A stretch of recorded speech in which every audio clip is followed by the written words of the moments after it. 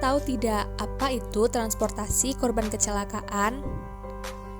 Transportasi korban kecelakaan adalah transportasi pasien atau korban yang didefinisikan sebagai upaya untuk memindahkan korban ke pusat pelayanan kesehatan atau tempat rujukan lainnya agar mendapatkan perawatan dan pengobatan lebih lanjut.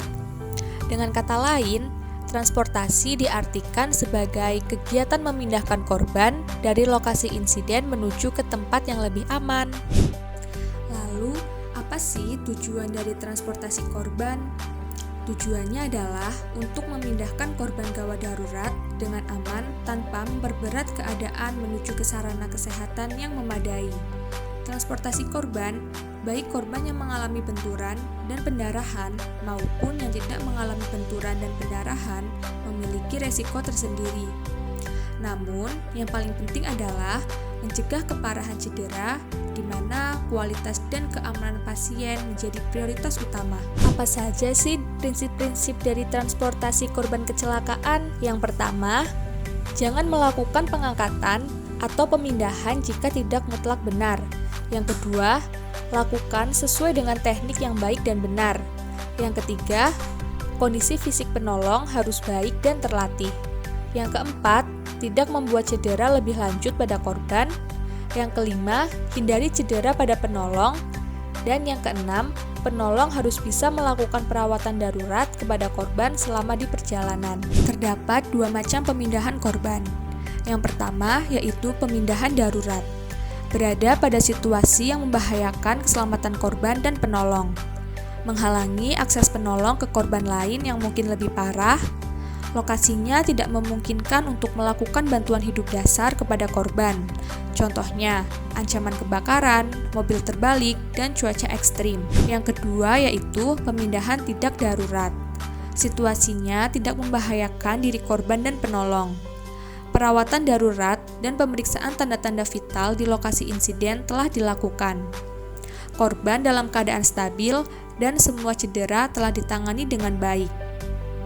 Kecurigaan patah tulang leher dan tulang belakang telah ditanggulangi. Nah, lalu bagaimana sih penanganan pada pasien di prehospital? Yuk disimak. Yang pertama, melihat keadaan sekitar lingkungan di tempat kejadian dengan konsep 3A, aman diri penolong, aman korban, dan aman lingkungan. Yang kedua, mengecek respon dari pasien dengan respon suara dan menepuk pada bagian bahu. Yang ketiga, apabila pasien tidak memberikan respon terhadap stimulasi suara dan tepukan, maka penolong harus mengecek respon korban dengan memberikan tekanan nyeri pada bagian tulang dada. Yang keempat, menghubungi tim gawat darurat rumah sakit terdekat dengan menyebutkan nama, menjelaskan apa yang terjadi pada korban, usia korban, jenis kelamin korban, kondisi yang dialami oleh korban, menyebutkan nomor HP yang bisa dihubungi untuk melakukan komunikasi, dan menjelaskan alamat kejadian kecelakaan tersebut. Yang kelima, cek kepatenan jalan nafas dan pernafasan korban. Yang keenam, setelah tim gawat darurat datang, maka proses penyelamatan pertama prehospital diambil alih oleh tim. Yang ketujuh, sebelum melakukan transportasi, maka cek ulang proses stabilisasi korban dengan mengamati kondisi jalan nafas, pernafasan, dan sirkulasi. Kemudian yang kedelapan, ketika semua kondisi baik, maka korban siap dilakukan pemindahan atau transportasi dari prehospital ke instalasi gawat darurat. Terdapat 4 hal yang perlu diperhatikan ketika memindahkan korban. Yang pertama, selamatkan nyawa. Yang kedua, cegah perburukan. Yang ketiga, percepat pemulihan.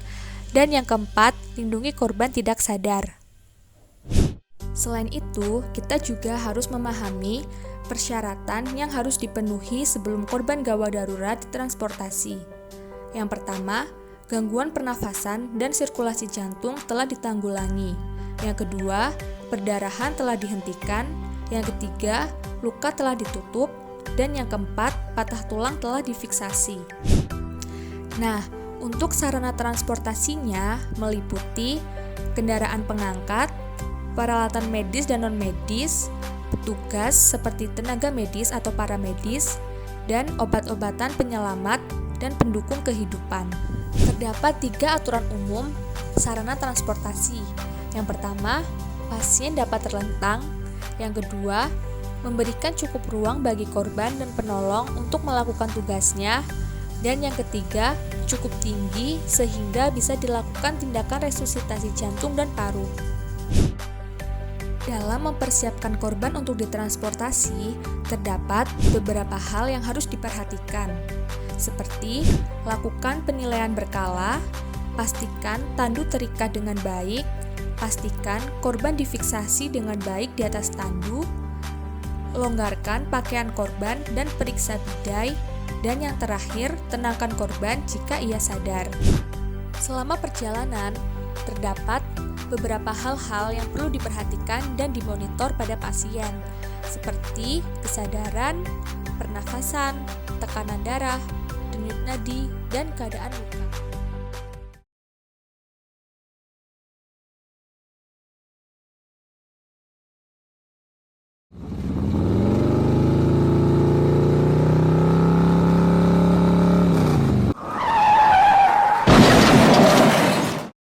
Assalamualaikum warahmatullahi wabarakatuh. Pada kali ini kita akan belajar terkait bagaimana kita akan menstabilkan dan mentransportasikan korban ke ruang IGD atau rumah sakit terdekat. Kita pastikan lingkungan diri kita dan pasien aman. Jauhkan semua peralatan yang membahayakan.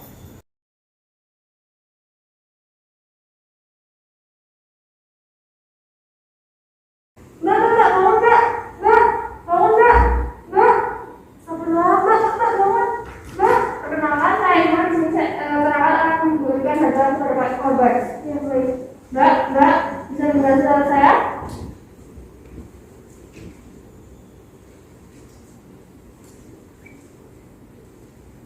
Halo, assalamualaikum. Dengan IGD Rumah Sakit Banyuwangi. Ya, di sini saya Irma yang izin melaporkan. Saya meminta bantuan emergency medical team.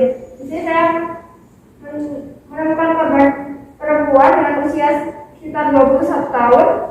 Korban dapat merespon dengan nyeri, kemudian ada darah di bagian kaki kiri dan ada jejas di bagian leher. Saya minta bantuan emergency medical team di lokasi. Baik, terima kasih.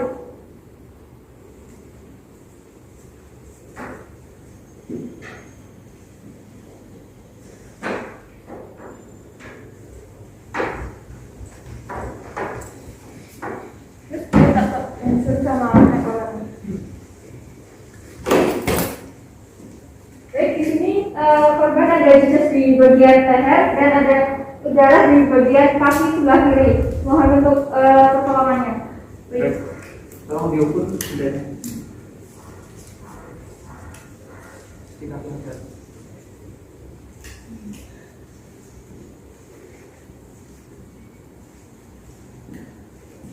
Bisa tolong saya pemasangan kolasnya. Baik, bisa.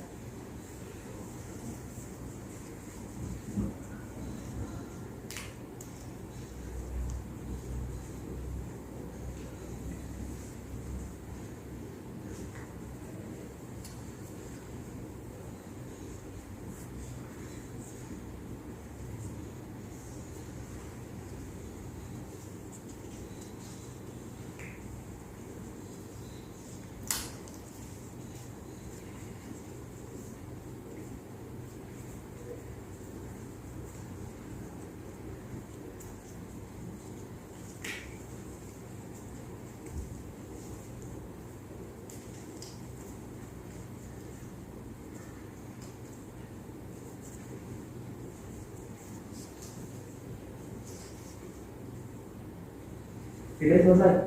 Baik, terus bisa tolong amankan leher pasien. Baik, bagaimana caranya? Sudah.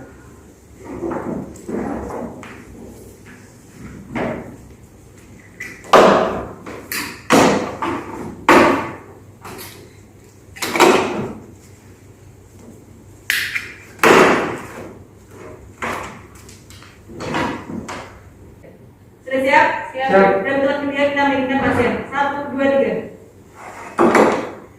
Bagaimana keadaan pasien? Tidak ada darah dan tidak ada jejas. Baik. Baik, dalam hitungan ketiga kita letakkan pasien di dalam bor. 1, 2, 3. Dalam hitungan ketiga kita geserkan pasien. 1, 2, 3. Dalam hitungan ketiga kita geser pasien. 1, 2, 3. Dalam hitungan ketiga kita geser pasien. 1, 2, 3. Korban sudah aman. Baik, dalam hitungan ketiga lepaskan. 1, 2, 3.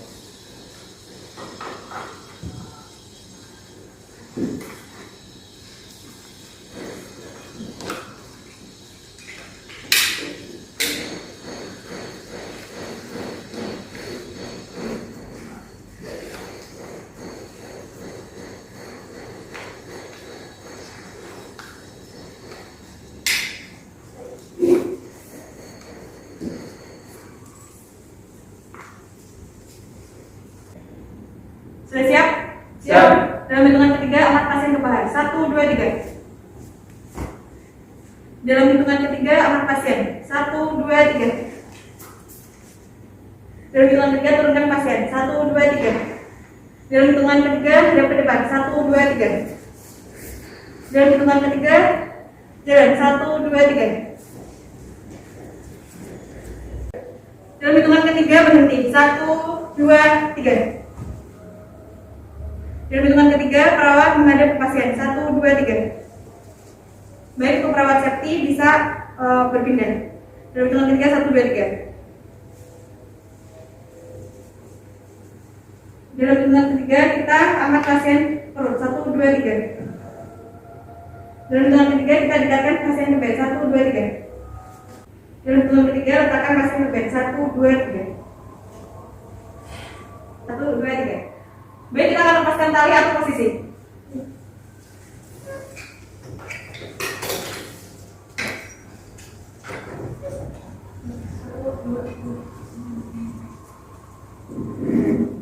Baik, dalam hitungan ketiga, dirikan pasien. 1, 2, 3.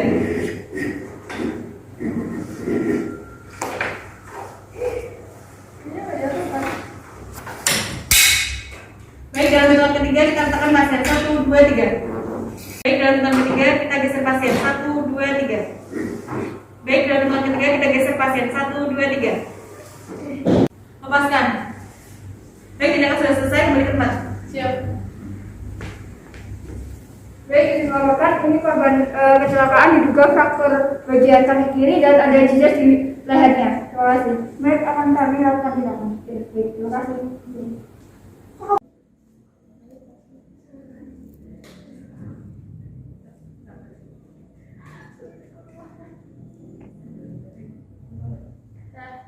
Baik, jika sudah seperti ini, pasien sudah siap untuk mendapatkan penanganan lebih lanjut. Sekian, praktik transportasi korban kecelakaan. Terima kasih. Wassalamualaikum warahmatullahi wabarakatuh.